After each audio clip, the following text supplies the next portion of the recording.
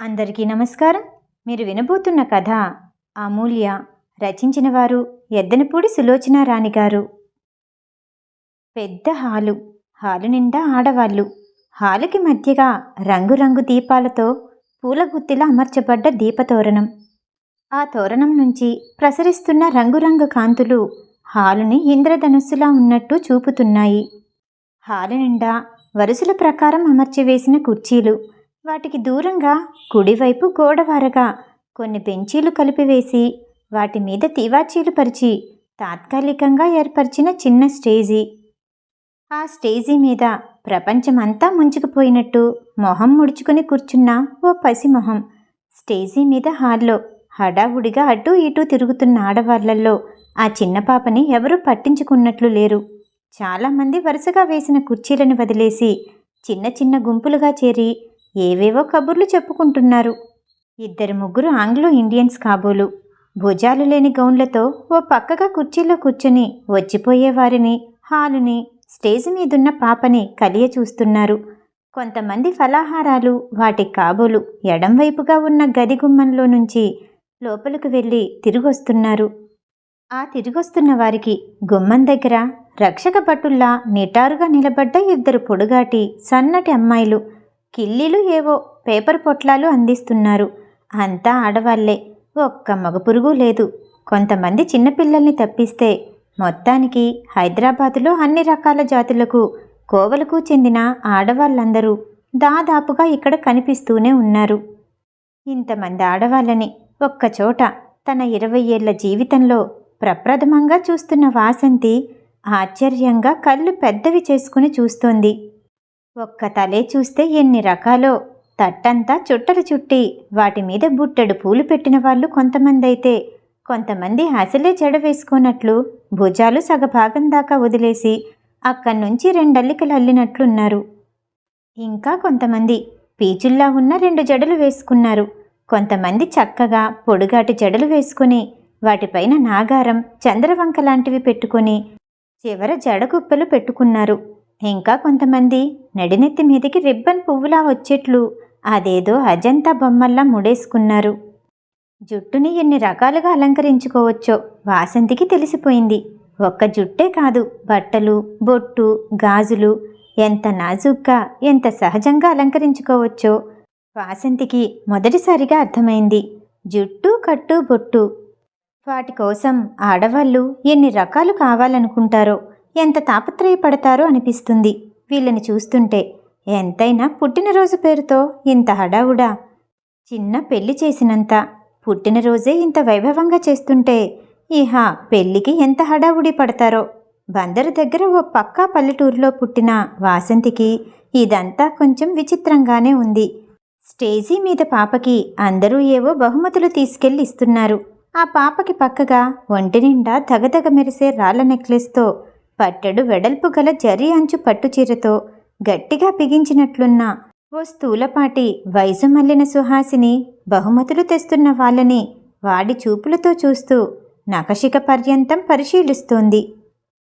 ఆవిడ పక్కగా నిలబడ్డ ఓ ఖద్దరు చీర ఆవిడ తెచ్చిన వాళ్ళు ఇచ్చిన బహుమతులన్నీ జాగ్రత్తగా ఓ పక్కగా పెడుతోంది. ఆలస్యంగా వచ్చి హాల్లో ఉన్న ఆడవాళ్ళని చూసి అలాగే గుమ్మం దగ్గర నిలబడిపోయిన వాసంతి చేతిలో ఉన్న వెండి సోప్ బాక్స్ ఒకసారి తడిమి చూసుకుంది. ఎలా ఈ మహాసముద్రంలో ప్రవేశించి డాక్టర్ గారి భార్య సుకన్యాదేవి ఎక్కడుందో వెతికి పట్టుకోవటం, అసలిలా నలుగురిలోకి రావటం అంటేనే వాసంతికి భయం. ఏదో వ్యక్తిత్వం పోగొట్టుకున్నట్టు, తనకేం లేనట్టు జాలిగా, దీనంగా అనిపిస్తుంది. అందులోనూ ఇలా ఒంటరిగా పక్కన శేఖరం లేకుండా రావటం వాసంతికి ఇదే మొదటిసారి. అతను పక్కనుంటే పర్వాలేదు, తనవి అతనివి అన్ని జవాబులు అతనే చెప్పుకుంటాడు. తన మటుకు అన్నిటికీ సమాధానంగా చిన్నగా నవ్వుతూ ఉంటుంది. అందుకే అసలు ఇక్కడికి కూడా వెళ్ళనంటే కాదు కూడదు వెళ్ళి తీరాలి అన్నాడు. 2 రోజుల క్రితం క్యాంపు వెళ్తూ జీపులో కూర్చొని బయలుదేరబోతూ కూడా మరోసారి డాక్టర్ గారింటికి పుట్టినరోజుకి తప్పకుండా వెళ్ళి రమ్మని హెచ్చరించాడు. అప్పటికి తను చాలా ఆలస్యంగానే వచ్చింది. ఇప్పటికి చాలా హడావుడి తగ్గిపోయుంటుంది. సుకన్యాదేవి వెంటనే కనిపిస్తుందేమోనని. ఆయన అసలు ఇంతమంది వస్తారని తనకేం తెలుసు? లోపలికి వెళ్ళాలంటే ఏదో భయం వేస్తుంది. ఎలా? ఏవో ఆలోచనలతో పరధ్యాసగా నిలబడ్డ వాసంతి, అదేంటి అలా గుమ్మం దగ్గర నిలబడిపోయావేం? లోపలికి రా, ఎంతసేపు అయిందొచ్చి? శేఖరం క్యాంపు నుంచి రాలేదు అంటూ సుకన్యాదేవి భుజం తట్టి పలకరించటంతో ఉలిక్కిపడింది. ఆ వెంటనే తన్నే తను తమాయించుకుంటూ, అబ్బే లేదండి, ఇప్పుడే వచ్చాను, మీకోసమే చూస్తున్నాను అంది. చప్పున కళ్ళు చేతిలో ఉన్న సోప్ బాక్స్ మీద వాల్చుకుంటూ, చిచి, ఇలా గుమ్మం దగ్గర నిలబడి ఉండకూడదు, కాస్తంత ధైర్యం చేసుకుని లోపలికి వెళ్ళి కూర్చుంటే బాగుండేది అనుకుంది.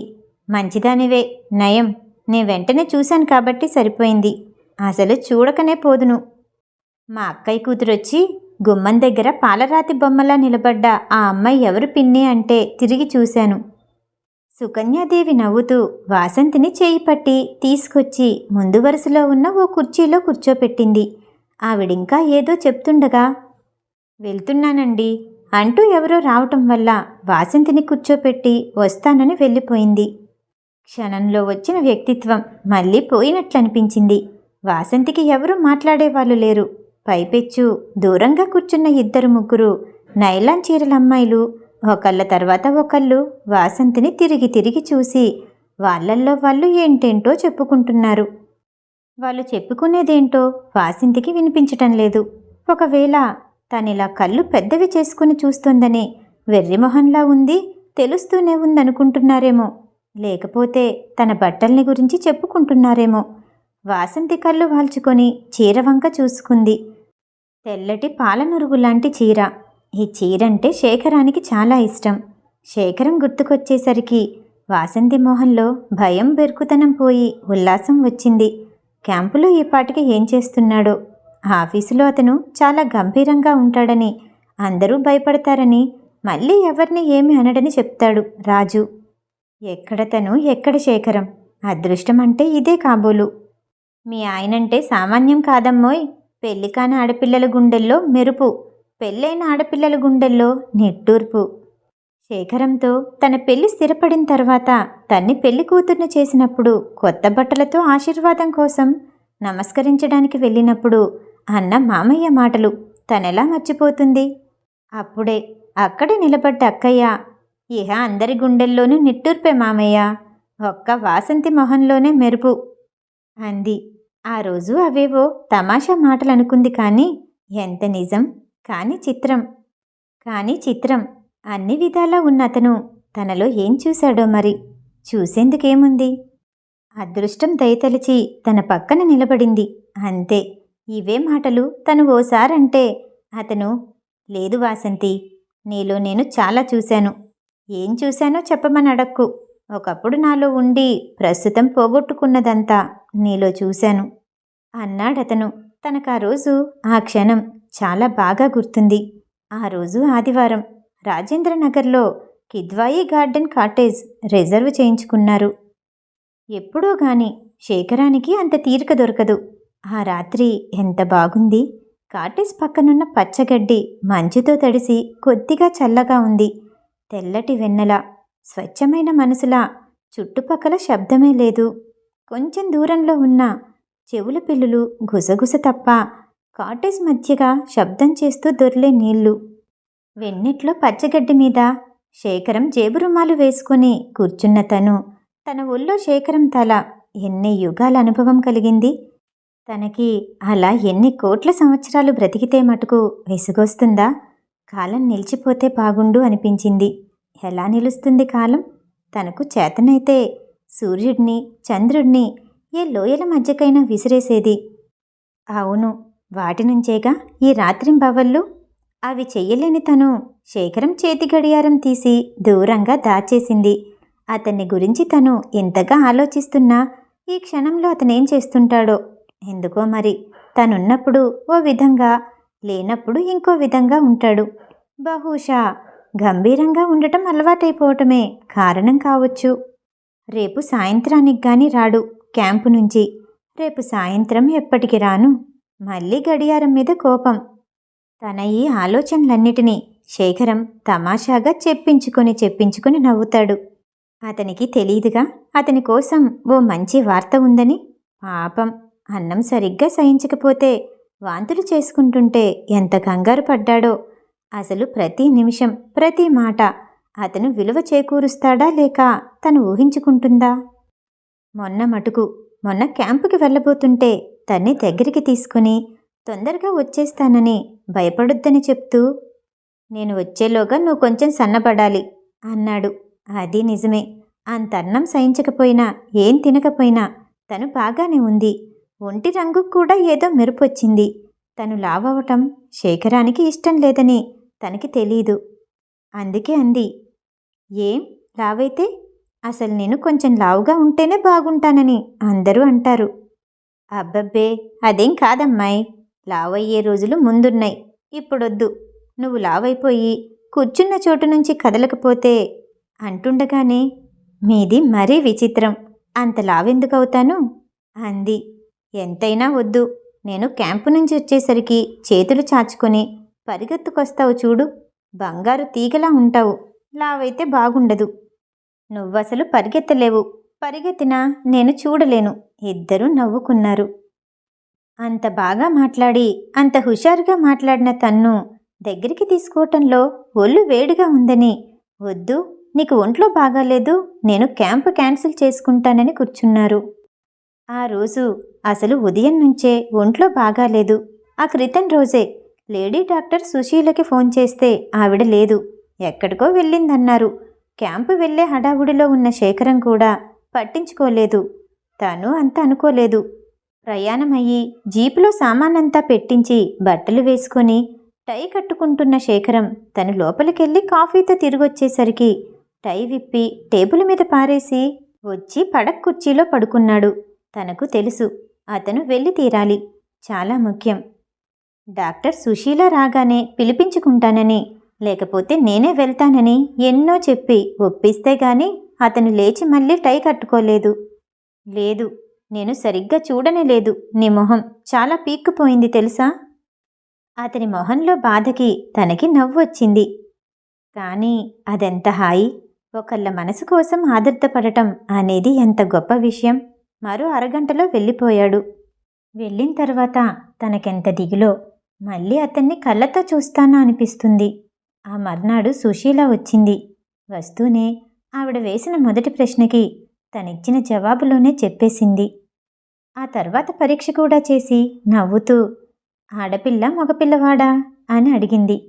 ఎక్కడో ఏదో ఆలోచిస్తున్న తను ఆవిడ ప్రశ్నకి తన సమాధానాన్ని అంత గుర్తించకుండానే, ఎవరికి అంది. ఎవరన్నా ప్రసవించారో ప్రసవిస్తారో అనుకుంటూ. ఎవరన్నా ప్రసవిస్తారా అన్నప్పుడే చేతివేళ్లలో 2 చూపించి పట్టుకోమనటమో, లేక ఆడపిల్ల మగపిల్లవాడు కావాలో అని అడగటమో చెప్తారు. డాక్టర్ సుశీల విరగపడి నవ్వుతున్నప్పుడు గాని తనకి గుర్తు రాలేదు ఆవిడ ప్రశ్న, తన జవాబు, ఆవిడ పరీక్ష. అన్నీ క్షణంసేపు గుండె కొట్టుకోవటం మానేసింది. ఇక అసలు కొట్టుకోదేమో అనిపించింది.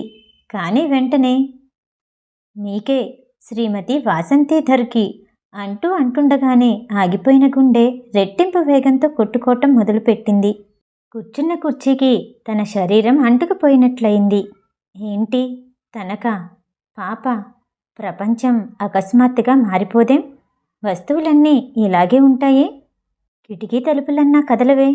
గాలైనా గట్టిగా వీచదే? ఆకాశంలో మేఘాలైనా పరిగెత్తవే?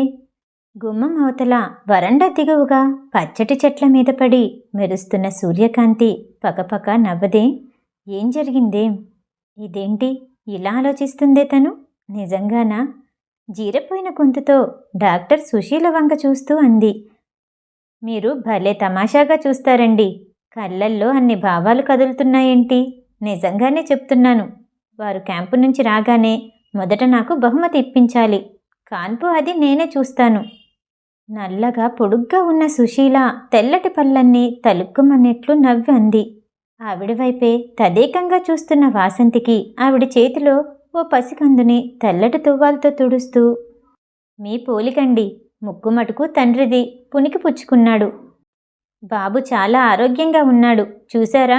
మీరు నాకు మంచి బహుమతి ఇవ్వాలి అంటున్నట్టు తను ఏదో మంచం మీద పడుకుని చెవుల్లో దూదితో నీరసంగా పడుకుని ఆసక్తిగా, భయంగా ఆ పసికందు వైపు చూస్తున్నట్లు అనిపించింది.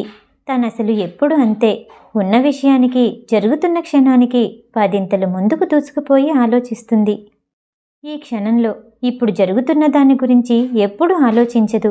జరిగిపోయిన వాటిని గురించైనా ఆలోచిస్తుంది, లేకపోతే జరగబోయే వాటిని గురించైనా ఆలోచిస్తుంది. వర్తమానాన్ని గురించి ప్రసక్తే ఉండదు. అది గతంగా మారే వరకు. ఏంటో ఒక్కొక్కళ్ళ స్వభావం. సీతైతే జరిగిపోయింది, జరగబోయేది నాకు అక్కర్లేదు, జరుగుతున్నవే నాకు కావాలి, జరిగిన దాంతో మనకి ప్రసక్తి లేదు, అది తిరిగి రాదు. ఎంత గొప్ప అనుభవం అయినా సరే జరగబోతుందంటావా అయోమయం, అర్థం కాదు. మనతో పాటు ముందుకు పరిగెత్తే పెద్ద గోడ భవిష్యత్తు. ఎప్పటికప్పుడు దాని వెనుక ఏం ఉంది మనకి తెలియనే తెలీదు. అది తెలుసుకోవాలనే ప్రయత్నంతోనే మనం పరిగెత్తుతుంటాం, చివరకు తెలుసుకోకుండానే పోతుంటాం అంటుంది. దాంది మరీ వేదాంతం. బ్రతుకంటే క్షణంలో సగం, ఆ క్షణంలో సగంలోనే చేతనైతే ఇంద్రధనస్సులో ఉన్న రంగులన్నీ చూసినట్టు అన్నీ అనుభవించగలమట. దాని మొహం మరీ అంత చిన్న వయసులో అంత వేదాంతం ఉండకూడదు బాబు. అలాంటి వాళ్ళకి ఇల్లు సంసారాలు కూడా పట్టవు. సీత అదే అంటుంది.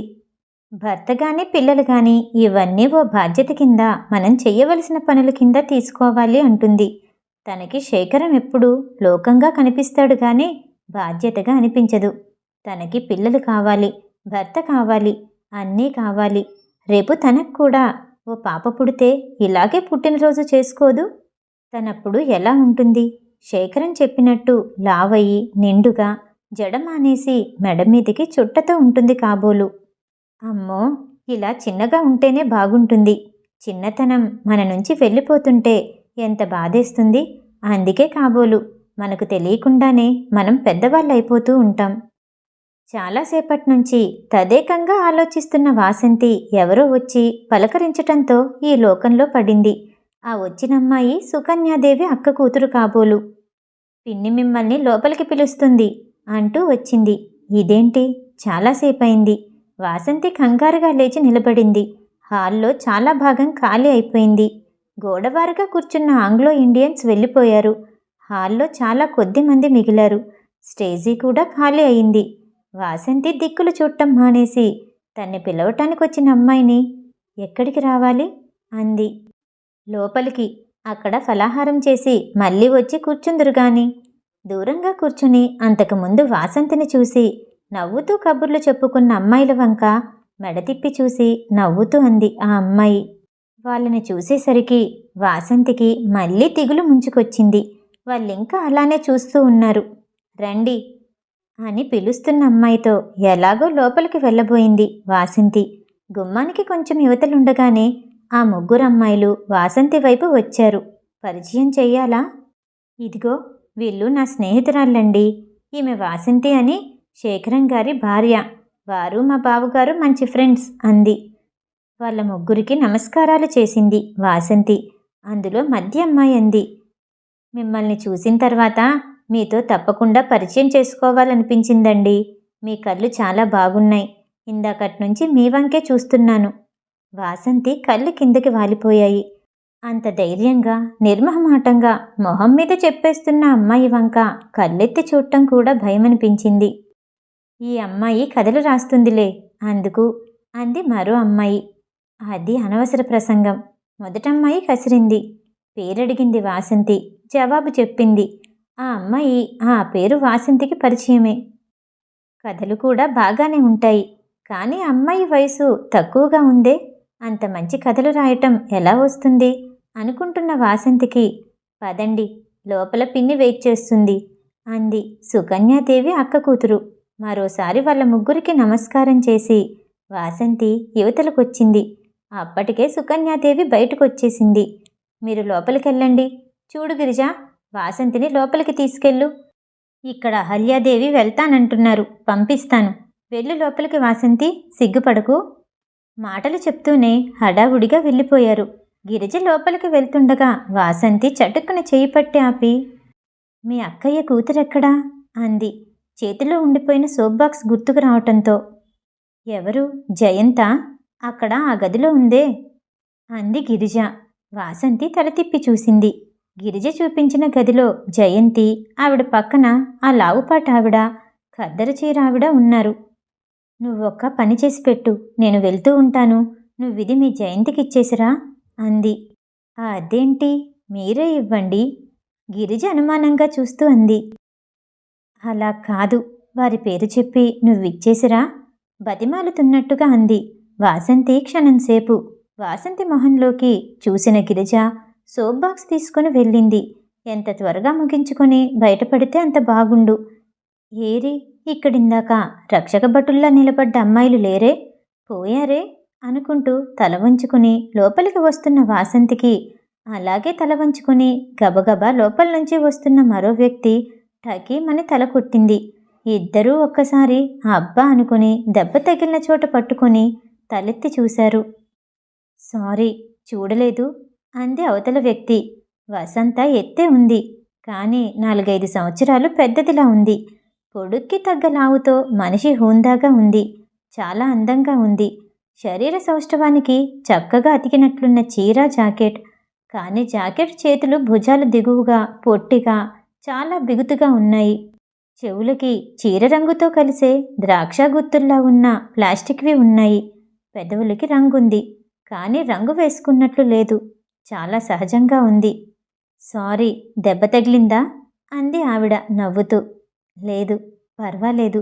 వసంత కూడా నవ్వింది. Very very sorry. వసంతని తప్పించుకొని వెళ్ళిపోయింది. ఆవిడ్ని ఇంకా శాంతం చూడటం పూర్తి కాలేదు. వసంత తల తిప్పి ఆవిడ వచ్చిన వైపే చూస్తుండిపోయింది. వెనక నడినెత్తి మీదకి జుట్టు మెలితిప్పి చుట్టిన చుట్ట. వెనక జాకెట్కి వీపు మీద డైమండ్ ఆకారంలో బట్టలేదు. ఆ బట్ట లేనంత మేర బిగువుగా అందంగా శరీరం కనిపిస్తుంది. మెడలో గొలుసుండే భాగం నుంచి ఆ కత్తిరించిన డైమండ్ ఆకారం మీదుగా పట్టుకుచ్చులు చిన్న చిన్నవిగా నడుందాకా వేలాడుతున్నాయి. నడక కూడా బాగానే ఉంది. వెళ్తూ వెళ్తూ ఆవిడొకసారి వెనక్కి తిరిగి చూసి ఇంకా అలాగే నిలబడిపోయి తన వంక చూస్తున్న వాసంతిని చూసి మళ్ళీ నవ్వి వెళ్ళిపోయింది. ఆవిడ చూడగానే వాసంతి చప్పున మొహం తిప్పుకుంది. ఇంతలో గిరిజ వచ్చింది. ఆవిడెవరు? దూరంగా వెళ్ళిపోయి సుకన్యాదేవితో మాట్లాడుతున్న ఆవిడ్ని చేయి చాచి వేలిపెట్టి చూపిస్తూ అంది. ఎవరు? ఆవిడ మా అక్కయ్య ఫ్రెండ్, బొంబాయిలో ఉంటారు. ఆవిడ మొగుడు అమెరికా వెళ్ళొచ్చారు. ఆమె కూడా వెళ్ళొచ్చింది. లోపలికి దారితీస్తూ అంది గిరిజ. ఫలాహారం అది ముగించుకొని గిరిజతో పాటు యువతలకొచ్చింది వాసంతి. హాలు పూర్తిగా ఖాళీ అయిపోయింది. పెద్ద వర్షం గబగబా పడి ఒక్కసారి తెరిపొచ్చినట్లుగా ఉంది. హాల్లో దీపాల గుత్తి కిందుగా నిలబడి ఆవిడ సుకన్యాదేవి ఇంకా ఏదో మాట్లాడుకుంటూనే ఉన్నారు. ఆగండి, మీకు కిల్లి తీసుకొస్తాను అంటూ గిరిజ మధ్యలో వెనక్కి వెళ్ళిపోయింది. ఇక్కడ రా వాసంతి. దూరంగా నిలబడిన సుకన్యాదేవి పిలవటంతో గిరిజ కోసం చూస్తున్నట్టు నిలబడిన వాసంతి కదిలి ముందుకు వెళ్ళింది. ఈవిడ నా స్నేహితురాలు అమూల్య.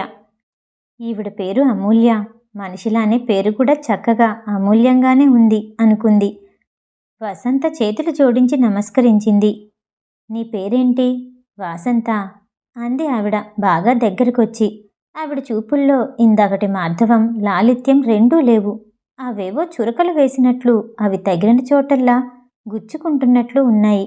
ఆవిడలో ఆ మార్పు ఎందుకు వచ్చిందో అర్థం కాని వాసంతి అచేతనంగా అలాగే నిలబడిపోయింది. పైన ఉన్న దీపాల గుత్తిలోంచి వస్తున్న రంగురంగుల కాంతులు ఆవిడ మొహం మీద నీలంగా, సుకన్యాదేవి మొహం మీద ఎర్రగా, తన మొహం మీద తెల్లగా పడుతున్నాయి. శేఖరం నీకు పెళ్లికి ముందే తెలుసా? హఠాత్తుగా ఆవిడ చేయి చాచి వాసంతి గడ్డాన్ని మునివేళ్లతో పట్టుకొని ఎత్తుతూ అంది. ఆ ఎత్తడం ప్రేమగా కాక అదేదో ఆసక్తిగా ఉంది. అసలు సుకన్యాదేవి ఆవిడ్ని తనకు పరిచయం చేసింది గాని తనకు ఆవిడకు పరిచయం లేదు. కానీ తన పేరు ఆవిడికి తెలిసింది. పోనీ అది ఆవిడికి ఈవిడ చెప్పుండొచ్చు. కానీ శేఖరం సంగతి అడుగుతుందేంటి? గెడ్డాన్ని ఆవిడ చేతిలోంచి తప్పించుకోవడానికి ప్రయత్నిస్తూ ఆవిడ చూపులతో కలిసిన తన చూపుల్ని కిందకి తిప్పుకుంది వాసంతి. కొంచెం సిగ్గులా ఉందే, లేకపోతే కొత్త? ఆవిడ గెడ్డం వదలకుండానే అంది.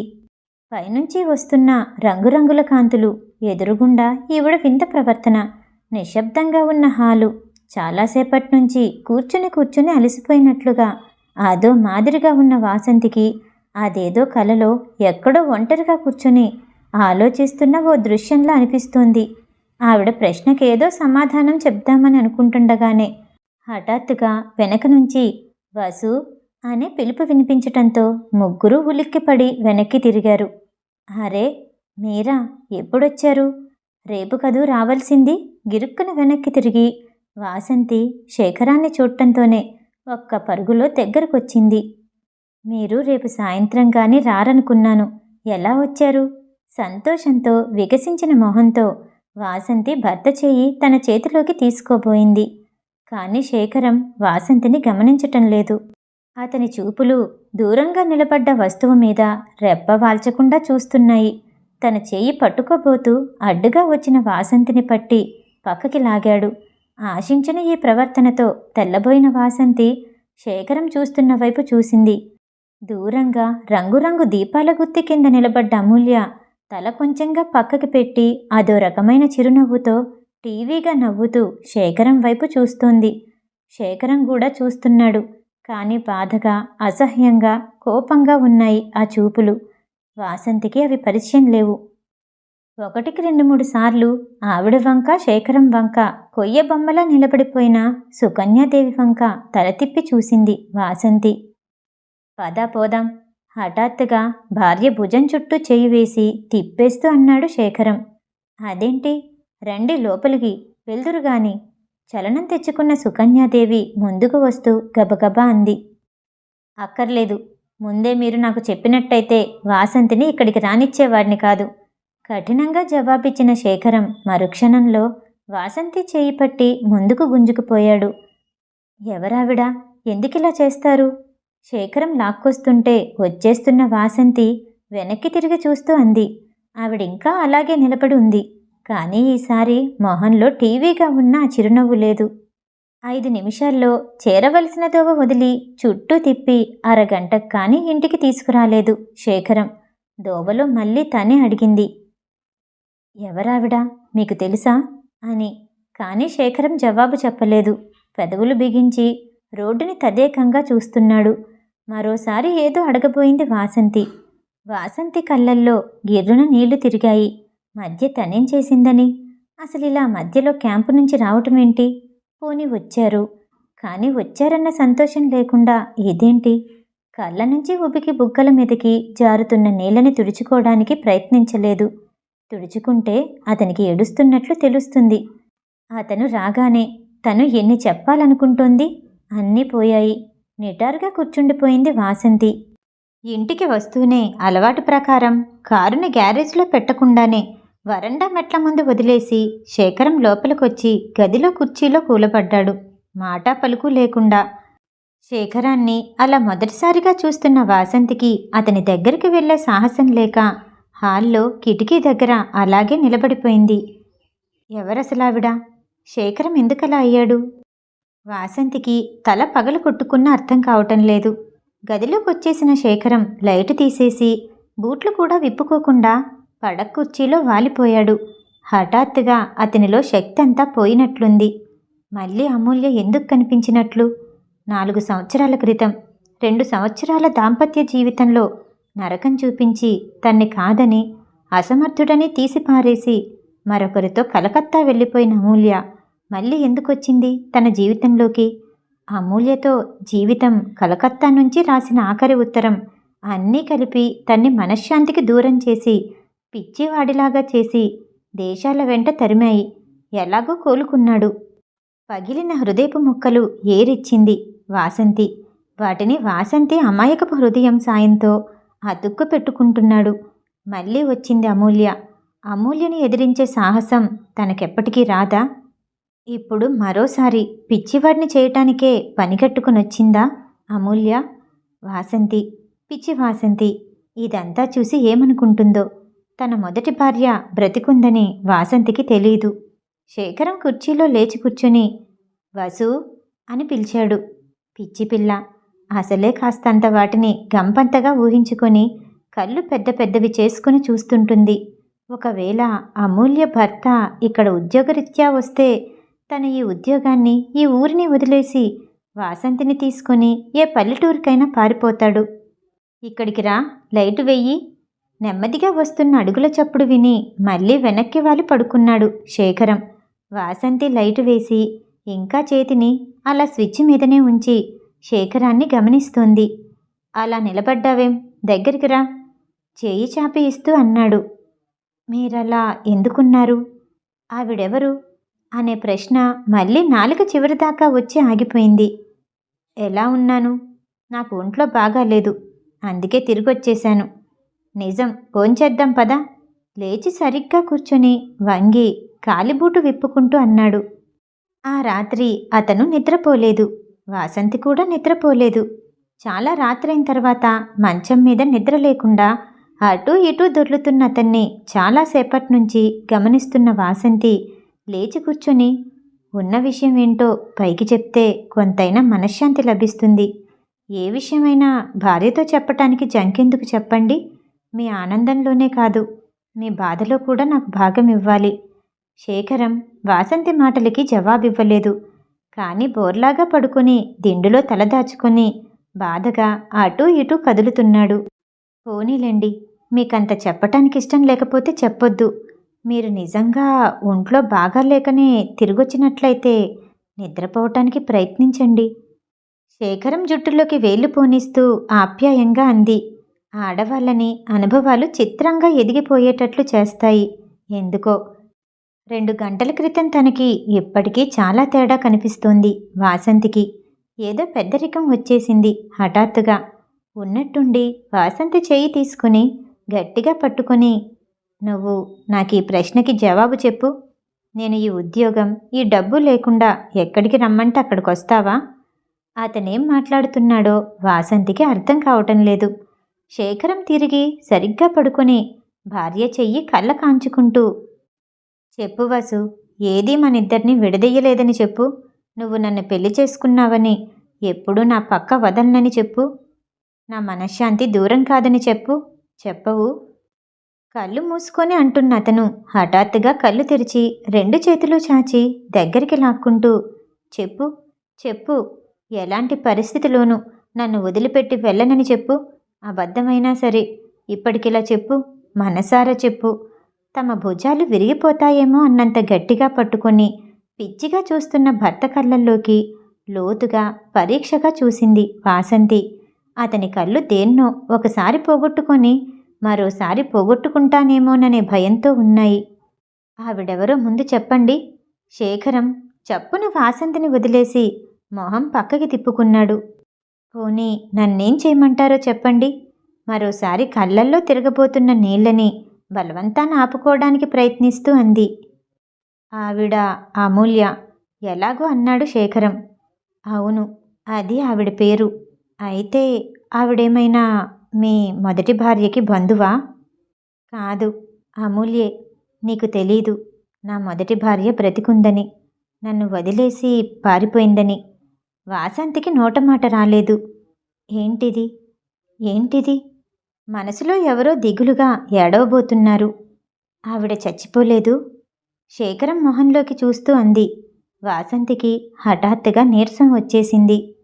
కాదు, ఏం చెప్పాలో తెలియక మీ మామయ్య వాళ్ళకి చచ్చిపోయిందని చెప్పాను. అబద్ధమాడాను. అందులో నా తప్పు లేదు వాసంతి. వింటానంటే, ఓపిక ఉందంటే నీకు ఓ కథ చెప్తాను. దగ్గరగా లాక్కొని గుండెలకి నొక్కుకుంటూ అడిగాడు శేఖరం. చెప్పండి, నీరసంగా అంది వాసంతి. అమ్మా వాసంతి, అయింది నీ పని. అదృష్టం అదృష్టమని తెగ మురిసిపోతున్నావే, అది కాస్త ఆరిపోయింది. ఇహ నీ ఇష్టం. వాసంతి మనసులో గట్టిగా అరుస్తున్నారెవరో. అబద్ధం, అబద్ధం, ఏం కాదు, ఇదో కళ. కాసేపట్లో కరిగిపోతుంది. అప్పుడు తను లేచి కూర్చుని శేఖరానికి ఇదంతా వర్ణించి చెప్తుంది. ఇంకొల్లు పోట్లాడుతున్నారు. శేఖరం చెప్పడం మొదలుపెట్టాడు. అమూల్యని అతనెప్పుడు ఎక్కడ చూశాడో సరిగ్గా జ్ఞాపకం లేదు. అప్పటికింకా ఆంధ్రప్రదేశ్ రాలేదు. శేఖరం తండ్రి మద్రాసులో హైకోర్టు వకీల్గా పనిచేస్తుండేవాడు. అవి అతను చదువుకునే రోజులు. అమూల్య ఏ కాలేజీలోనూ చదువుకోవటం లేదు. ఇంటరు 3 సార్లు తప్పి ఇంట్లోనే కూర్చుంది. అమూల్య తండ్రి ఎలక్ట్రిక్ పార్ట్స్ అవి అమ్మే వ్యాపారం చేస్తుండేవాడు. కారు, పెద్ద బంగ్లా, నౌకర్లు చాలా అట్టహాసంగా ఉండేవారు. 10 మందిని కలుపుకొని ఏ పనైనా ఇట్టే నెరవేర్చే బుద్ధి కుశలత గల శేఖరం కాలేజీలోనే కాక యువతల సాంఘికంగా కూడా మంచి పేరు తెచ్చుకున్నాడు. అమూల్య ఏదో పెళ్లిలో దూరం నుంచి చూసింది శేఖర్ని. ఆ తర్వాత అనుకోకుండా వెంట వెంట ఒకసారి పుట్టినరోజు పార్టీకి, మరోసారి ఏదో పార్టీకి అలా కలుసుకున్నారు. ఆఖరికి బాగా పరిచయం ఏర్పడింది. అనుకొని చెప్పుకోవలసింది మహాబలిపురం ఎక్స్కర్షన్. దాని తర్వాత శేఖరం కోరిక మీద పక్షితీర్థం చూడటానికి ఒంటరిగానే శేఖరంతో వచ్చింది అమూల్య. ఆ పైన సినిమాలకి, బీచ్కి తరచుగా కలిసి వెళ్ళేవాళ్ళు. అమూల్యకి తనంటే ఇష్టం, తనకి అమూల్య అంటే ఇష్టం. ఇష్టం కాదా మరి? ఎంత ఇష్టం లేకపోతే ఇంత ద్వేషం ఉంటుంది? పెళ్లి చేసుకోమని అడిగాడు. ఒప్పుకుంది. చాలా సహజంగా జరిగిపోయింది. అంతా చాలా అద్భుతమైన జంట. ఇలాంటివి చాలా అరుదు అని మెచ్చుకున్నారు. తండ్రికి అంత ఇష్టం లేకపోయినా గట్టిగా కాదనలేదు. అసలే ఆయన గుండె జబ్బుతో బాధపడుతున్నారు. ఎక్కువ రోజులు బ్రతకపోవటం లేదని నిస్పష్టంగా తెలుసుకున్న ఆయన ఈ కాస్తలో కొడుకుని బాధ పెట్టడం ఇష్టం లేక సరే అన్నారు. 6 నెలలు బాగానే గడిచిపోయాయి. పెళ్లి కాకముందు తనకు కనిపించిన అమూల్యలో తను చూసినవి చాలా తాత్కాలికమైనవి శేఖరానికి అర్థం కాసాగింది. కొంతమంది అంతే, నలుగురిలో ఉన్నప్పుడు ఓ రకంగా, ఒంటరిగా ఉన్నప్పుడు ఓ రకంగా ఉంటారు. డబ్బు మీద అమూల్యకి గల విపరీతమైన కాంక్షకి కొన్ని విలువైన విషయాల్ని అతి నిర్లక్ష్యంగా తోసిపారేసే మనస్తత్వానికి శేఖరానికి చిరాకు రాసాగింది. దానికి తోడు తండ్రి అనారోగ్యం. ఒకే ఒక్కడైన శేఖరం మీద పంచ ప్రాణాలు పెట్టుకుని ఉన్న ఆయన కొడుకుని క్షణం అవతలికి యువతలికి కదలనిచ్చేవాడు కాదు. అది అర్థం చేసుకోలేని అమూల్య శేఖరం తన్ని కావాలని నిర్లక్ష్యం చేస్తున్నాడని బాధపడి ఇష్టం వచ్చినట్టు మాట్లాడేది, లెక్కలేనట్టు ప్రవర్తించేది. ఎంతో ఉన్నతంగా, ఆదర్శవంతంగా ఉంటుంది అనుకున్న అమూల్య ఇలా మారటం చూసి శేఖరానికి ఏం చెయ్యాలో తోచలేదు. అక్కడికి ఓపిక పట్టి అమూల్యకి అసలు విషయం అర్థమయ్యేలా చెప్పటానికి ప్రయత్నించేవాడు. దాన్ని చేతకానితనంగా తీసుకున్న అమూల్య వాళ్లతో వీళ్లతో శేఖరం పైకి కనిపించేటటువంటి వ్యక్తి కాదని, అతనిలో 2 రకాలున్నాయని, అతన్ని పెళ్లి చేసుకోవటంలో తను చాలా బుద్ధి తక్కువ పని చేసి ఫలితం అనుభవిస్తున్నానని అనేది. అది ఒక్క శేఖరంతోనే కాదు, స్నేహితులతో, అన్నగార్లతో, తండ్రితో, అందరితో చెప్పేది. ఆ పైన వాళ్ళు వీళ్ళు రావటం, శేఖరానికి ఏదో చెప్పబోవటం, దాంతో గొడవలు జరగటం, వదిలేసి పుట్టింటికి వెళ్తానని అమూల్య బెదిరించటం, ఈ లోపల తండ్రి పోవడం శేఖరానికి మతి చెడినంత పనైంది. ఓ పక్క తండ్రి పోయాడనే దిగులు, మరో పక్క దాంపత్య జీవితం భగ్నమైందనే దిగులు. అందరికంటే అతీతంగా, ఆదర్శంగా ఉండాలన్న ప్రయత్నం పోయి అందరికంటే అసహ్యంగా అయిపోయింది అనే ఆవేదన. శేఖరం ఆరోగ్యం పాడైపోయింది. ఈ మధ్యలో మామగారు, బావమరుదులు ఉద్యోగం కోసం ప్రయత్నం చెయ్యమనే వేధింపు. శేఖరం ప్రతిదానికి చిరాకు పడసాగాడు.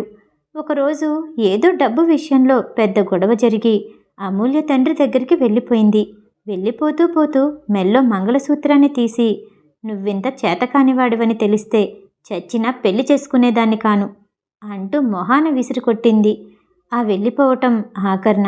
అప్పటికే అమూల్య మరొకరితో సంబంధం పెట్టుకుని అతన్ని పెళ్లి చేసుకోవడానికి సిద్ధంగా ఉందని శేఖరానికి తెలీదు. ప్రతిసారిలా అతను అమూల్యని తీసుకురావటానికి మామగారి దగ్గరికి వెళ్ళలేదు. గాయపడ్డ అతని హృదయం కోలుకోటానికి టైం కావాలంది. శేఖరం తను తమాయించుకొని నిగ్రహం తెచ్చుకొని అమూల్యని ఎలా దారికి తీసుకురావాలో నిర్ణయించుకొని మామగారి దగ్గరికి వెళ్ళేసరికి అప్పటికి 4 రోజుల క్రితమే అమూల్య ప్రసాద్తో కలకత్తా వెళ్ళిపోయింది. వాళ్ళిద్దరూ పెళ్లి చేసుకునే ప్రయత్నంలో ఉన్నారని, అతను కొద్ది రోజుల్లో అమెరికా వెళ్తున్నాడని, అమూల్య కూడా వెళ్తుందని, అనవసరంగా అమూల్య కోసం వెర్రి ప్రయత్నాలు చేయొద్దని, మంచిగా డైవర్స్ ఇచ్చేయటం ఉభయ కుటుంబాల పరువు ప్రతిష్టలకి మంచిదని ఆయన గట్టిగా అరగంట సేపు లెక్చర్ ఇచ్చాడు. కొయ్యబారిపోయిన శేఖరం ఇంటికి తిరిగొచ్చాడు. ఎలా చేసుకుంటుంది ప్రసాద్ని? తనకి ప్రసాద్ తెలుసు. తనలో లేనివి ప్రసాద్లో ఏమున్నాయని అతన్ని చేసుకుంటుంది? తన్ని కాదని అసలు ఎలా చేసుకుంటుందో? కోపంతో, అవమానంతో నరం కాలిపోతున్న శేఖరం అమూల్య మీద ప్రతీకారం తీర్చుకోవటానికి ప్రసాద్తో పెళ్లి విఫలం కావటానికి ప్రయత్నాలు చేయసాగాడు. దాదాపు 1 నెల పోయిన తర్వాత అనుకోకుండా అమూల్య దగ్గర నుంచి ఉత్తరం వచ్చింది. అందులో తన మానాన తన్ని పోనివ్వమని, ఒకవేళ తిరిగొచ్చినా తనతో శేఖరం సుఖపడలేడని, కనీసం ఇలా మంచిగా విడిపోతే మళ్ళీ ఎప్పుడన్నా కలుసుకున్నప్పుడు స్నేహితులుగా పలకరించుకోవచ్చని రాసింది. దానికి శేఖరం జవాబు రాయలేదని అమూల్య ఊరుకోలేదు. వెంట అతనికి ఉత్తరాలు రాయటం మొదలుపెట్టింది. వాటిల్లో జీవితం పట్ల తనకున్న కోరికలు అన్నీ వివరిస్తూ, శేఖరంలో తనకు కావలసిన వాటిల్లో ఏం ఉన్నాయో ఏం లేవో వివరిస్తూ రాసేది. ఉత్తరాలు చాలా సహజంగా, న్యాయంగా, ప్లెయిన్గా ఉండేవి. వాటిల్లో వేటిని శేఖరం కాదనలేకపోయేవాడు. ఆఖరి ఉత్తరంలో రాసింది అమూల్య. నీలో నేను మొదట చూసినవి ఇప్పటికీ ఎప్పటికీ ఉన్నాయి. వాటిని నేను ఎక్కడున్నా ఏ సమయంలో కూడా గౌరవించి అభిమానిస్తాను. కానీ నాకు ముఖ్యంగా కావలసినవి నీలో లేవు. అవి ఉన్నాయని నన్ను నేను మోసపుచ్చుకోలేను. ఒకవేళ అలా మోసపుచ్చుకుందామని అనుకుంటే జరిగే ఫలితం నాకు తెలుసు. అందుకే నేనటువైపు వెళ్ళటం లేదు. నాలో లేనివి ఏవో నీకు కూడా తెలుసు. నాకు కావలసిన విధంగా మారమని నిన్నెలా అడగను, అలాగే నీకు కావలసిన విధంగా నేను మారలేను. ఇలాగైతే ప్రపంచంలో ఎన్ని వివాహాలు జయప్రదమవుతాయి అని నువ్వడిగితే నేను జవాబు చెప్పలేను. మనలో 190 జీవితాలు త్యాగమనే చక్రంలో ఆకుల్లా తిరిగిపోతున్నాయి. చాలామందికి అసలు జీవితం అంటే ఏంటి, దాన్నెలా అనుభవించాలి అన్న ప్రశ్న లేకుండా బ్రతుకుతున్నారు. అలాంటి వాళ్ళకి చెయ్యెత్తి నమస్కరిస్తాను. వాళ్ళకి బాధలుండవు. కానీ నేనలాంటి దాన్ని కాదు. నాకు ప్రత్యేకంగా కావలసినవి కొన్నున్నాయి. అవి అందకపోతే పోయినాయి. కానీ వాటి కోసం నేను ప్రయత్నం చేయకుండా ఉండలేను.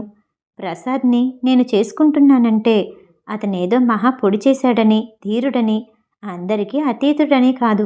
ఒక విధంగా అతను నీకంట చాలా తక్కువ. కానీ నీలా అతని జీవితాన్ని నా ఇష్టం వచ్చినట్టు అనుభవించటానికి అడ్డురాడు. నేనంటే పిచ్చి ఇష్టం, అంతవరకే తెలుసు. అతనికి అదెంత హాయి. నీలా అతను తన ప్రేమతో బంధించాలని గాని, ఆ ప్రవాహంలో ముంచాలని గాని చూడడు. శుక్రవారం మేమిద్దరం న్యూయార్క్కి బయలుదేరుతున్నాం. నాకు తెలియని లోకాలకు ఎగిరిపోవటానికి ప్రసాద్ నాకు రెక్కలిస్తున్నాడు, అంతే. అక్కడ్నుంచి తిరిగొస్తానని నమ్మకం లేదు. ఒకవేళ తిరిగొచ్చినా మనిద్దరం కలుసుకుంటామనే ప్రసక్తే లేదు. జీవితంలో మన పరిచయానికి గతమే గాని భవిష్యత్తు లేకపోవచ్చు. నన్ను క్షమించు. నాకు తెలుసు నువ్వు కోరుకున్న విధంగా నేనుండలేకపోయానని. అందుకు నేను దిగులు పట్టం లేదు. సెలవు. చాలా వివరంగా రాసిన ఆ ఉత్తరాన్ని చాలా కాలం దగ్గర పెట్టుకున్నాడు శేఖరం. అమూల్య అమెరికా వెళ్ళిపోయింది. తనకు ఉద్యోగం దొరికింది. ఆంధ్రప్రదేశ్ రాకముందే హైదరాబాద్ వచ్చేశాడు. తన సంస్కృతికి సంబంధం లేని నగరం. అనవసరంగా సానుభూతి చూపేవాళ్ళు కానీ, జీవితంలో ఓడిపోయానని వెక్కిరించేవాళ్ళు కానీ, అమూల్య ముందు చేతకానివాడినైనానని గుర్తు చేసేవాళ్ళు కానీ లేరు. మనసుతో పాటు జీవిత విధానాన్ని కూడా మార్చుకొని హైదరాబాదులో సెటిల్ అయ్యాడు శేఖరం. ఇక్కడెవరికీ అతనికి పెళ్ళైనట్లు తెలీదు. మళ్ళీ పెళ్లి చేసుకోమని సలహా ఇస్తున్న మిత్రుల్ని తిరస్కరించేవాడు. ఇన్ని విధాలా ఉన్నా అతనికి ఆడవాళ్ళంటే విముఖత్వం ఎందుకో ఎవరికీ అర్థమయ్యేది కాదు. మళ్ళీ ఆడవాళ్లతో అతని ప్రవర్తన చాలా మృదువుగా, ఆకర్షణీయంగా ఉండేది. మళ్ళీ పెళ్లి చేసుకోగలడని శేఖరం కల్లో కూడా అనుకోలేదు. తర్వాత చాలా కాలానికి ఓసారి ఓ స్నేహితుడు పెళ్లి చూపులకి తోడు రమ్మని బందరు దగ్గర ఓ పల్లెటూరికి తీసుకెళ్లాడు. ఆ పెళ్లి కూతురే వాసంతి. క్షత్రియ కుటుంబంలో పుట్టిన వాసంతికి పుట్టిన ఊరు తప్ప ప్రపంచం తెలీదు. పుట్టుకలో వచ్చిన విజ్ఞానం తప్ప పుస్తకాల ప్రభావం లేదు. అడవి మల్లెలా ఉన్న వాసంతి అమాయకపు మొహంలో పసిపిల్ల మనస్తత్వాన్ని ప్రతిబింబింపచేసే పెద్ద పెద్ద కళ్ళతో, తల ఎత్తలేని సిగ్గుతో శేఖరాన్ని మొదటి చూపులోనే ఆకర్షించింది. పేరేమిటని అడుగుతున్న శేఖరమే పెళ్లి కొడుకనుకున్న వాసంతి కళ్ళల్లో మెరుపులు కురిపిస్తూ వాసంతి అంది. ఆ అమ్మాయి ఏం చదువుకోలేదని, పైనుంచి వాళ్ళు తన హోదాకి తగిన వారు కాదని ఆ సంబంధాన్ని తోసిపారేశాడు శేఖరం మిత్రుడు. తర్వాత తనే స్వయంగా ఈ సంగతి తెలియపరుస్తూ, తనకున్నవి తెలియపరుస్తూ, మీకేమీ అభ్యంతరం లేకపోతే మీ అమ్మాయిని నేను చేసుకుంటానని ఉత్తరం రాశాడు. తిరుగుటపాలో ఉత్తరానికి బదులు పిల్ల తండ్రి పరిగెత్తుకొచ్చాడు. తన మొదటి వివాహాన్ని గురించి స్థూలంగా వివరిస్తూ ఆ అమ్మాయి పోయిందని, మళ్ళీ తనకి పెళ్లి చేసుకోవాలనిపించలేదని, ఇంతకాలానికి వాసంతి తన మనసులో ఆ కోరికని కదిపిందని చెప్పాడు. శేఖరం స్థితిగతులు తెలుసుకున్న ఆయన మొహం విప్పారింది. పెళ్లి చూపులకి రావటం కేవలం అమ్మాయి అదృష్టమని పదే పదే చెప్పి కళ్ళల్లో నీళ్లు తిరిగినంత సంతోషం పొంది ఆయన తిరుగు మొహం పట్టాడు. మరుసటి నెలలో వాసంతితో శేఖరం వివాహం జరిగిపోయింది. వాసంతి రాకతో శేఖరం జీవితమే మారిపోయింది. చాలా కాలం నుంచి ఆధారం లేక అడ్డదిడ్డంగా పాగుతున్న మనసుకి పెద్ద ఆధారం దొరికినట్లయింది. కానీ ఇదంతా వాసంతికి తెలీదు. సంభాషణలో మూడొంతులు వాసంతివే ఉంటాయి. ఒక వంతులో సగం శేఖరం నవ్వుతూ ఉంటాడు. జీవిత తటాకంలో ప్రశాంతతని పొందిన నీరు తేటగా తేరుకోసాగింది. పాత అనుభవాలు అడుక్కి వెళ్ళిపోయాయి. పూర్తిగా ధైర్యం కలిగింది. అమ్మయ్య అనుకుంటున్న సమయంలో మళ్ళీ రాయి విసరబడింది. అమూల్య వచ్చింది. ఈసారి నీళ్లు మలినమైతే తీర్చడం తనకి సాధ్యం కాదు. అందుకే శేఖరం భయపడుతున్నాడు. అతన్ని మరీ మరీ బాధిస్తున్న విషయం తన మీద అమూల్య ప్రభావం పూర్తిగా పోయిందనుకున్నాడు. కానీ అదేం లేదు. తాత్కాలికంగా పక్కకి జరిగి ఒదిగి ఉంది. సమయం చిక్కగానే మళ్ళీ ఉరుకుతోంది మీదకి. అది బాధిస్తున్న విషయం. చాలాసేపటి నుంచి ఏవేవో చెప్తున్నాడు శేఖరం. అతని గుండెల మీద అలాగే పడుకొని వింటోంది వాసంతి. చెవి దగ్గర టకటకమని గడియారంలా కొట్టుకుంటున్న అతని గుండె ఒక్కసారి బాధగా, మరోసారి కోపంగా, ఇంకోసారి అతి బాధగా రకరకాలుగా మారుతున్న కంఠస్వరం గదిలో బెడ్లం నుంచి లేత నీలంగా వస్తున్న కాంతి అదో రకంగా ఉంది. గదిలో వస్తువుల్ని తమాషాగా చేసి చూపుతుంది. ఇవన్నీ కలిసి వాసంతికి ఇదంతా అబద్ధం, మాయా, శేఖరానికి ఇంత వెనకగాథ ఉండటం ఏమిటి, పచ్చి అబద్ధం అనిపిస్తుంది. నిజంగానే కథలా ఉంది. నిజం వసు, నాకిప్పుడు తేలికనిపిస్తుంది. నిజంగా నేనింత బాధపడాల్సింది కానీ భయపడాల్సింది కానీ లేదేమో కదూ. ఏంటి, నిద్రపోతున్నావా? ఒక్క మాట కూడా మాట్లాడలేదు ఇంతసేపటి నుంచి. చెప్పు, భుజాలు పట్టు లేవదీస్తూ అన్నాడు శేఖరం. లేదు లేదు, మీరు చెప్తున్న కథ వింటున్నాను. నీరసంగా మళ్ళీ అతని గుండెల మీదకి తల వాలుస్తూ అంది వాసంతి. శేఖరం మాట్లాడలేదు. తను తొందరపడ్డాడేమో. వాసంతికిది అర్థమవుతుందా? చెప్పకుండా ఉంటే బాగుండేదేమో. అతని చేతులు వాసంతి జుట్టుని, బుగ్గల్ని ఆప్యాయంగా నిమురుతూ ఉండిపోయాయి. మనసు హఠాత్తుగా వేగంగా ఆలోచించసాగింది. లేదు లేదు, తన మీద అమూల్య ప్రభావానికి బలమే లేదు. వాసంతి తన పక్కనుంది. వాసంతితో జీవితం ముడిపడిపోయింది. వాసంతి కోసం తను కానీ అమూల్య కోసం కాదు. లోకంలో ఇతరులలో అమూల్య ఒకటి. అమూల్య వచ్చి ఎదురుగా కూర్చున్నా తను చలించడు. అవును, నిజం. అమూల్యకి తనంటే ఏంటో ఇంకా బాగా తెలియాలి. వాసంతితో కలిసి ప్రస్తుతం తను అనుభవిస్తున్న జీవితాన్ని చూసి ఈర్ష్యపడాలి. తన్ని గురించి ఆలోచించేందుకు ఒక్క సెకను కూడా ఖాళీ కాకుండా వాసంతి ఆక్రమించుకుందని తెలియాలి. తను అనవసరంగా కంగారు పడుతున్నాడు. ఇది మంచికే వచ్చింది. ఒకవేళ ఎప్పటికీ అమూల్య ఇక్కడే ఉండిపోవటం తటస్థిస్తే తను ఈ ఊరు నుంచి ట్రాన్స్ఫర్ చేయించుకొని వెళ్ళిపోతాడు. ట్రాన్స్ఫర్ కుదరదు, చెయ్యము అంటేనా వాసంతిని తీసుకొని ఇంకెక్కడికైనా వెళ్ళిపోతాడు. అంతేగాని అమూల్యని వాసంతి నీడ కూడా తొక్కనివ్వడు. ఆలోచిస్తున్న అతను పరధ్యాసగా మరింత గుండెల దగ్గరికి లాక్కున్నాడు. నేను ఒకటడగనా? చాలాసేపటికి మొదటిసారిగా మాట్లాడుతూ అతి నీరసంగా అంది వాసంతి. ఏంటది? చెప్పు. ఇక నుంచి నీకు తెలియని విషయం అంటూ లేదు. ఆమె తిరిగి రావటం మీకేమన్నా అనిపిస్తుందా? అంటే? అర్థం కానట్టు వాసంతి కళ్ళల్లోకి చూస్తూ అడిగాడు. అంటే ఏం లేదు, నన్ను పెళ్లి చేసుకోవటంలో త్వరపడ్డానని అనిపిస్తుందా? నేను వేరుగా, పరాయిగా అనిపించటం లేదు కదూ. ఇన్నాళ్ళ మన జీవితం ఏం కాకుండా పోదుగా మీకు. ఏంటి నువ్వనేది? మీరు బాధపడుతుంటే ఆమె మీద మీకు ఇంకా అభిమానం ఉన్నట్లే ఉంది. ఆవిడంటే లెక్కలేనట్లే ఉంటే మీరసలు బాధపడేవారే కాదు. నీ మొహం, అదేం కాదు. ప్రపంచంలో నాకున్నది ఒక్కరే, అది వాసంతి. ఆ వాసంతికి నాకు మధ్య అడ్డుగా ఏదీ రాదు. వాసంతి తనంత తానుగా నన్నక్కర్లేదంటే తప్ప. నువ్వు చాలా అలసిపోయావు, ఇక పడుకో. నీకసలిది చెప్పి ఉండకూడదు, నేనొట్టి మూర్ఖుడిని. చూడు, నీ మొహంలో ఇందాకటి చిరునవ్వు లేదు. కళ్ళు కూడా అనుమానంగా భయంగా ఉన్నాయి. నువ్వు నన్ను నమ్మకపోతే నేనేం చెయ్యలేను వాసంతి. ఆవిడ నాకేం కాదు. ప్రపంచంలో ఉన్న 1,00,000 మందిలో ఆవిడ ఒక్కర్తి. నువ్వు అనవసరమైన ఆలోచనలతో మనసు పాడు చేసుకోనని నాకు మాటివ్వాలి. నీ ఆరోగ్యం అసలే సరిగ్గా లేదు. ఈ 2 రోజుల్లో చాలా తీసినట్లు కనిపిస్తున్నావు. డాక్టర్ సుశీల వచ్చిందా? ఏమంది? వసంత చేతుల్ని తన బొగ్గలకి కళ్ళకి ఆంచుకుంటూ అడిగాడు శేఖరం. ఆఖరి మాటకి వాసంతి మొహంలోకి వెచ్చటి ఆవిరొచ్చింది. ఎలా చెప్పటం అతనికి? ఇప్పుడు ఇలాగా? ఆహా, కాదు, ఇప్పుడు కాదు అనుకుంటూ పరీక్ష చేసింది. రేపు మీరు ఫోన్ చేసి అడగండి అంది. అదే నీకు చెప్పలేదు? చెప్పలేదు అంది వాసంతి నిర్లిప్తంగా. తెల్లవారుజామైంది. చల్లటి గాలి కిటికీలోంచి దూసుకొస్తుంది. బాగా అలసిపోయిన ఇద్దరూ నిద్రకి ప్రయత్నం చేయసాగారు. మర్నాడు వాసంతి లేచేసరికి బాగా బారెడు పొద్దెక్కింది. తెల్లగా బాగా మెరుస్తున్న ఎండ కిటికీ చువ్వల్ని దూసుకొచ్చి లోపల డ్రాయరు, కుర్చీ, పుస్తకాలు వాటి మీద పడుతుంది. మంచం మీద బద్ధకంగా బరువుగా కళ్ళు తెరిచిన వాసంతికి అంతా కలలోలా ఏదో పెద్ద గొడవ జరిగి తన స్పృహ తప్పిపోయినట్లు అనిపించింది. క్షణంసేపు రాత్రి జరిగింది శేఖరం చెప్పింది అంతా ఒట్టి కలే అనిపించింది. పక్కకి తిరిగి చూసింది.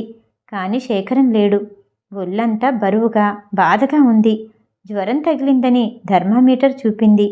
వాసంతి లేచి యువతలకొచ్చేసరికి శేఖరం హాల్లో కూర్చొని కాఫీ తాగుతూ పేపర్ చూసుకుంటున్నాడు. మామూలు ప్రకారం అతని స్నానం అయిపోయింది.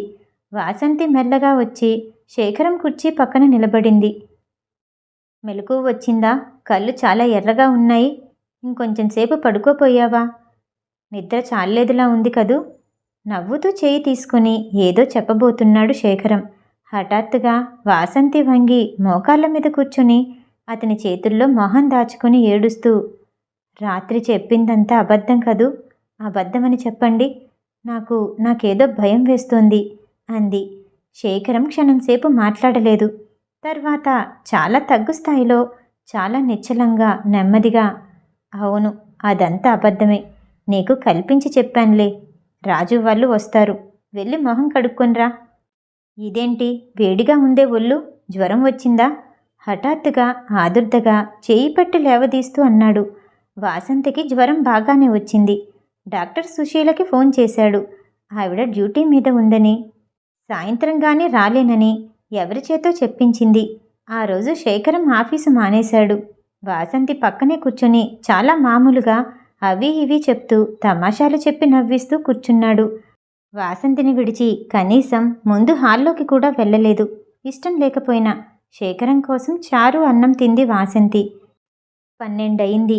తన మంచం పక్కన వాళ్ళ కుర్చీలో కూర్చొని ఏదో పుస్తకం తిరిగేస్తున్న శేఖరాన్ని ఉన్నట్లుండి అడిగింది. ఆవిడ సుకన్యాదేవికి తప్ప ఇక్కడ ఇంకెవరికీ తెలీదా అని. తెలీదు. నువ్వింకా ఆ ప్రసంగం ఎత్తొద్దు గంభీరంగా అన్నాడు శేఖరం పుస్తకం తిరిగేస్తూ. వాసంతి ఆ పైన మాట్లాడలేదు. శీతాకాలపు మధ్యాహ్నం 12 గంటలు దాటుతుండగానే ఎండ తిరిగిపోతుంది. సన్నగా వీస్తున్న గాలికి గుమ్మానికున్న కర్టన్ కదులుతోంది. గదిలో గోడ మీద పాకిన వాటర్ ప్లాంట్ ఆకుల్ని కిటికీలోంచి వచ్చిన పిచ్చుక ఒకటి పొడిచి తుంపాలని ప్రయత్నం చేస్తుంది. మధ్యాహ్నం చాలా దిగులుగా ఏదో పోగొట్టుకున్న దానిలా ఉంది. మోచేయి దిండు మీద ఆంచి పడుకుని చేతిలో పుస్తకాన్ని తిరిగొస్తుంది వాసంతి. ఏదో చప్పునైపోయి జరగవలసిందేదో జరిగిపోతే బాగుండనిపిస్తుంది. నాటకంలో సీనికి మధ్య ఇంటర్వెల్లా ఉంది. ఇంతలో ఫోన్ మోగింది. సుశీల అంటూ శేఖరం లేచి వెళ్ళి రిసీవర్ తీశాడు. అంతవరకు పుస్తకం తిరిగేస్తున్న వాసంతి కళ్ళెత్తి అతని మొహంలో మారబోయే భావాల కోసం పరీక్షగా చూస్తోంది. సుశీల చెప్పబోయేదేమిటో వాసంతికి తెలుసు. కానీ ఇప్పుడు ఈ సమయంలో ఇలా సుశీల చెప్పకుండా ఉంటే బాగుండు. అసలు ఇంకెవరైనా అయితే బాగుండనిపిస్తోంది. హలో అన్నాడు శేఖరం రిసీవర్ తీసుకొని. అవతల నుంచి ఏ స్వరం వినిపించిందో, ఏమని వినిపించిందో తెలీదు. కానీ హఠాత్తుగా శేఖరం మొహంలో గబగబా రంగులు మారాయి. కంఠస్వరం కూడా మారింది. ఫోన్ వైర్ని చేత్తో సాపు చేస్తూ చాలా గంభీరంగా మాట్లాడటం మొదలుపెట్టాడు. ఇందులో క్షమార్పణ ఏమీ లేదండి. రాత్రి నా ప్రవర్తనకి నేనే చెప్పుకోవాలి. ఏదైనా ముందుగా కొంచెం ఏమాత్రం తెలిసినా అలాంటి సంఘటన జరిగేది కాదు. ఇందులో మీకు తెలియని రహస్యం ఏమీ లేదు. మళ్ళీ అవతల నుంచి ఏదో వినిపించింది. అబ్బెబ్బే, మీ మీద కోపం ఎందుకు? ఏంటి, మాట్లాడాలంటుందా? క్షమించండి. మా ఇద్దరికీ గతమే తప్ప భవిష్యత్తు లేదన్నానని చెప్పండి. ఎప్పుడూ ఎలాంటి పరిస్థితుల్లోనూ మా మధ్య మాట్లాడవలసిన మాటలేం లేవు. ముందు నా ఈ ప్రశ్నకి జవాబు చెప్పండి. ప్రసాద్కి ఇక్కడికి ట్రాన్స్ఫర్ అయిందా? ఆహా, అలాగా. నేను ఒకవేళ ట్రాన్స్ఫర్ అయిందేమో అనుకుంటున్నాను. ఇందులో మీ దగ్గర దాచవలసిందేమీ లేదు. ఒకవేళ వాళ్ళు ఉద్యోగరీత్యా ఇక్కడికి వచ్చినట్లయితే నేను రేపే ట్రాన్స్ఫర్ చేయించుకొని వెళ్ళిపోదాం అనుకుంటున్నాను. మేమిద్దరం ఒక ఊళ్ళో ఉంటూ తెలియకుండా ఉండడం అసంభవం. ప్రస్తుతం వాసంతికి తెలియని విషయం అంటూ లేదండి. నిన్న రాత్రి వరకు తెలీదు, కానీ మీ ఇంటి దగ్గర నుండి వచ్చిన తర్వాత అంతా చెప్పేశాను. ఇప్పుడు నాకు చాలా తేలిగ్గా ఉంది. నిట్టూర్పు విడుస్తూ అన్నాడు శేఖరం. మంచం మీద కూర్చున్న వాసంతి రెప్ప వాల్చటం కూడా మర్చిపోయి తదేకంగా భర్తని గమనిస్తోంది. లేదండి, మీరు గట్టిగా చెప్పండి. మాకు కలుసుకోవాల్సింది కానీ మాట్లాడుకోవాల్సింది కానీ ఏమీ లేదు. నేనుంటాను. అవును, ఆఫీస్కి వెళ్ళలేదు. వాసంతికి ఒంట్లో బాగాలేదు. ఫోన్ చప్పుడు చేస్తూ పెట్టేశాడు శేఖరం. అంతవరకు శేఖరం వంక పరీక్షగా చూస్తున్న వాసంతి చప్పున తల తిప్పుకొని కిటికీలోంచి బయటకు చూస్తున్న దానిలా కూర్చుండిపోయింది. తిరిగొచ్చి కుర్చీలో కూర్చున్న శేఖరం చాలాసేపటి వరకు ఏం మాట్లాడలేదు. పుస్తకం తిరిగేస్తూ ఏదో ఆలోచిస్తూ కూర్చుండిపోయాడు. వాసంతి కూడా ఏం మాట్లాడలేదు. 4 దాటిపోయింది. రాజు తెచ్చి కాఫీ ఇస్తుండగా శేఖరం తనే అన్నాడు. ఇదిగో చూడు రాజు, దబ్బున ఏదైనా టిఫిన్ చెయ్యి. లేకపోతే బజారుకు పోయి ఏవైనా పళ్ళు తీసుకురా. కాఫీ చేసి ఫ్లాస్క్లో పోసించు. మేమలా డ్రైవ్కి పోతున్నాం. తిరిగొచ్చేసరికి కొంచెం ఆలస్యం అవుతుందేమో. రాజుని క్యారియర్తో భోజనం కూడా పెట్టమంటాను కారులో. ఈ రాత్రికి తిరిగి రావద్దు. నువ్వు కొంచెం మొహం కడుక్కొని బట్టలేసుకో. శేఖరం మాటలు శాంతం పూర్తి కాక మునిపే టెలిఫోన్ మోగింది. కాఫీ తాగుతున్న శేఖరం ప్రశ్నార్థకంగా ఫోన్ వైపు చూశాడు. కాఫీ తాగటం మానేసిన వాసంతి శేఖరం మొహంలోకి చూడసాగింది. కాఫీ తాగడం పూర్తి చేసి నిదానంగా లేచి వెళ్ళి రిసీవర్ తీసుకున్నాడు హలో అంటూ. వాసంతి చేతిలో కప్పు అలాగే పట్టుకొని భర్త మొహంలోకి మళ్ళీ రెప్ప వాల్చకుండా చూడసాగింది. ఎవరు? కొంచెం కటువుగానే అడిగాడు శేఖరం. ఓ, డాక్టర్ సుశీల. నమస్తే. నమస్తే. అయిందా డ్యూటీ? శేఖరం మొహం ప్రసన్నమైంది. అంతవరకు చూస్తున్న వాసంతి చప్పున దృష్టంతా కాఫీ మీదకి మరల్చుకొని జాగ్రత్తగా తాగుతున్నట్టు తాగసాగింది. ఇప్పుడా ఇప్పుడా వాసంతి గుండెలు కొట్టుకుంటున్నాయి. ఏంటి బహుమతేంటి? ఆహా, వాసంతి నాకేం చెప్పలేదే. వెనక్కి తిరిగి వాసంతి వైపు చూస్తూ అన్నాడు. అప్పటికే కాఫీ తాగటం పూర్తి చేసిన వాసంతి కప్పు వంగి కిందున్న స్టూలు మీద పెట్టేసి పుస్తకంలో తలదూర్చుకొని బొమ్మలు చూడసాగింది. అడగమంటారా? ఆగండైతే. మౌత్ పీస్ని అరచేత్తో మూసి సుశీల తనకి బహుమతి రావాలంటుందేంటి వసు? దేనికి? అన్నాడు. ఏమో, నాకు తెలీదు. ఆవిడ్ని అడగండి. రక్తమంతా ఒక్కసారి మొహంలోకొచ్చేసినట్లున్న ఎర్రబడిన మొహాన్ని మరింత దించేసుకుంది వాసంతి. మిమ్మల్నే అడగమంటోంది. మళ్ళీ ఫోన్లో మాట్లాడుతూ అన్నాడు శేఖరం. ఏంటి, సరిగ్గా వినపట్టం లేదు. ఏంటి, మీరనేది నిజం? సుశీల చెప్తుంది నిజమేనా వసు? మాట్లాడుతూనే వెనక్కి తిరిగి అడిగాడు శేఖరం.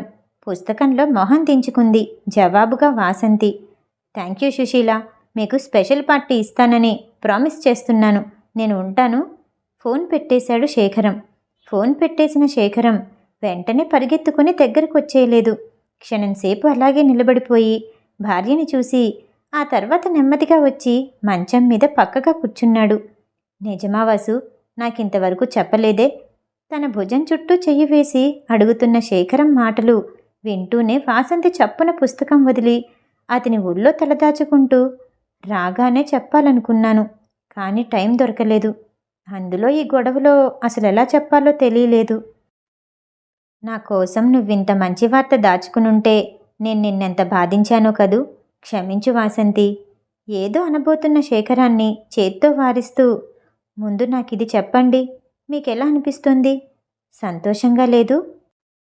దానికి జవాబు కావాలంటే నువ్వు తలెత్తి కళ్ళు తెరిచి నా మొహంలోకి చూడాలి. అదో రకంగా మారిపోయిన కంఠస్వరంతో అంటున్న భర్తకేసి తల తిప్పి కళ్ళు తెరిచి చూడబోతున్న వాసంతి చెంపల మీద అప్పటికే నిండిపోయి జారిన కన్నీటి బిందువులు పడ్డాయి. వాటిని కొనగోటితో తుడుస్తూ శేఖరం, ఇంతకంటే మంచి వార్త ఇంకేముంటుంది నాకు? మనలో చాలా సంసారాలు 100కి దాదాపు 90 పిల్లల మూలంగానే నిలుస్తాయంటే అతిశయోక్తి లేదు వసు. మన సంసారం అలాంటిది కాకపోయినా వంగి వాసంతి నుదురు మీద ముద్దు పెట్టుకుంటూ అన్నాడు. బాగా సాయంత్రం అయిపోయింది. శేఖరం, వసంత తయారయ్యారు. గ్యారేజ్లో కారు బయటికి తీసి ముందుకు తేవటానికి వెళ్ళాడు. శేఖరం హాల్లో శేఖరం కోసం చూస్తూ నిలబడిన వాసంతికి ఫ్లాస్క్, పళ్ళు, భోజనం, క్యారియర్ కారులో పెట్టి తిరిగి వస్తున్న రాజు, సుకన్యాదేవి నౌకరొచ్చి ఇచ్చి వెళ్ళాడంటూ ఒక కవర్ ఇచ్చి వెళ్ళాడు. కవర్ అంటించుంది. పైన శేఖరం పేరుంది. ఇంతలో వాకిట్లోంచి శేఖరం పిలుపు వినిపించింది. వచ్చి కారులో పక్కన కూర్చుంటూ రాజు ఇచ్చిన కవర్ ఇచ్చింది. ఏంటిది? కారు స్టార్ట్ చేయబోతున్న శేఖరం ఆగి కవరు చించాడు. అందులో ఉత్తరం ఉంది. చదువుకున్న శేఖరం పూర్తి చేసి చదవమన్నట్టుగా వాసంతి చేతికిచ్చాడు. ఎవరు రాసింది? ఉత్తరం తీసుకుని చూసింది వాసంతి. అది అమూల్య స్వయంగా రాసిన ఉత్తరం. అందులో ఇలా ఉంది. శేఖరం, నిన్ను వదిలిపెట్టి వెళ్తున్నప్పుడు నేను చాలా అదృష్టవంతురాలనని, నిన్ను గెలిచానని అనుకున్నాను. కానీ నేను వెళ్తుంది అదృష్టపు శిఖరాలు అందుకోవటానికి కాదని, అగాధపు లోయల్లో నామరూపాలు లేకుండా జారిపోవటానికని నాకేం తెలుసు? నువ్వెప్పుడూ అదృష్టవంతుడివే. మొదట నన్ను పెళ్లి చేసుకున్నప్పుడు లోకం నిన్ను అదృష్టవంతుడివనంది. నేను విడిచి వెళ్ళిపోయినప్పుడు అంది. ఇప్పుడు అంటుంది. ఈ కొద్ది సంవత్సరాల్లో నేను మానసికంగా చాలా మారాను. కొన్ని ఊహల తాలూకు విలువలు కూడా అర్థమయ్యాయి. అనుభవం చాలా పాఠాలు నేర్పింది. నిన్ను విడిచిపెట్టినప్పుడు వెళ్ళిన అమూల్యని కాను నేను. అందుకే ఇప్పుడు ఇలా హఠాత్తుగా వెళ్తున్నాను. నువ్వు హైదరాబాదులో ఉన్నావని తెలిస్తే నేను ఈ ఛాయలకు కూడా వచ్చేదాన్ని కాదు. తెలియక పాత జీవితాన్ని జ్ఞప్తి చేసుకుని కాసేపు కులాసాగా గడుపుదామని సుకన్యాదేవి ఇంటికి వెళ్ళాను. సరిగ్గా అప్పుడే పుట్టినరోజు జరగటం, మీరు రావటం నా దురదృష్టం. రాత్రి చాలా బాధపడ్డాను. ముఖ్యంగా వాసంతి మొహం నన్ను నిద్రపోనివ్వలేదు. నాకు ప్రస్తుతం లేనివి, నేను అజ్ఞానంలో కాలదన్నుకున్నవి ఇప్పుడు వాసంతికి ఉన్నాయి. ఒక్కసారి నీతో మాట్లాడాలని ప్రయత్నించి సుకన్యాదేవి చేత ఫోన్ చేయించాను. గతం తప్ప భవిష్యత్తు లేదన్న నా మాటని నాకు తిప్పి చెప్పావు. నీకేం భయం అక్కర్లేదు. నువ్వే ట్రాన్స్ఫర్కి ప్రయత్నం చేయొద్దు. నేనే ఈరోజు సాయంత్రం వెళ్ళిపోతున్నాను. మళ్ళీ ఎప్పటికీ కనపడనని వాగ్దానం చేస్తూ అమూల్య ఉత్తరాన్ని 1కి 2 సార్లు చదివింది వాసంతి. అప్రయత్నంగా కళ్ళల్లో నీళ్లు తిరిగాయి. అవి అమూల్య వెళ్ళిపోతుందని కాదు, ఏదో పెద్ద ప్రమాదం జరగబోయి ఆగిపోయిందనే సంతృప్తితో, సంతోషంతో, ఎప్పట్లా తను శేఖరం మిగిలిపోయారు కదా అనే ధైర్యంతో. చేత్తో ఉత్తరాన్ని మడిచేసి బయటికి చూసింది వాసంతి. కారు హిమాయత్ సాగర్ వైపు రివ్వున దూసుకుపోయింది. పక్క నుంచి బంజారా హిల్స్ వెనక్కి భయంతో తప్పుకుంటున్నాయి. రోడ్డుని తదేకంగా చూస్తూ ఫాస్ట్గా డ్రైవ్ చేస్తున్న శేఖరం ఒక చేత్తో డ్రైవ్ చేస్తూ రెండో చేయి చాపి వాసంతిని దగ్గరికి తీసుకున్నాడు. అతని కళ్ళల్లో కూడా నీళ్లు తిరుగుతున్నాయని, అవి నిగ్రహించుకోవడానికి ప్రయత్నం చేస్తున్నాడని వాసంతికి తెలీదు. పక్కకి తిరిగి భర్త భుజం మీద తలదాచుకుంటూ, నిన్న ఈ టైంకి, ఈరోజు ఈ టైంకి ఎంత అనుభవం పొందాను నేను. ఒక్క 24 గంటల్లో ఎంత మారానో అంది. ఒక్కోసారి అంతే వసు. 24 గంటలు అక్కర్లేదు, 24 సెకండ్లు చాలు మారటానికి నెమ్మదిగా అన్నాడు శేఖరం. కథ సమాప్తం. ఈ కథ వింటాం మీకు నచ్చినట్టయితే లైక్ చేసి సబ్స్క్రైబ్ చేయండి. మళ్ళీ రేపు కలుద్దాం. నమస్తే.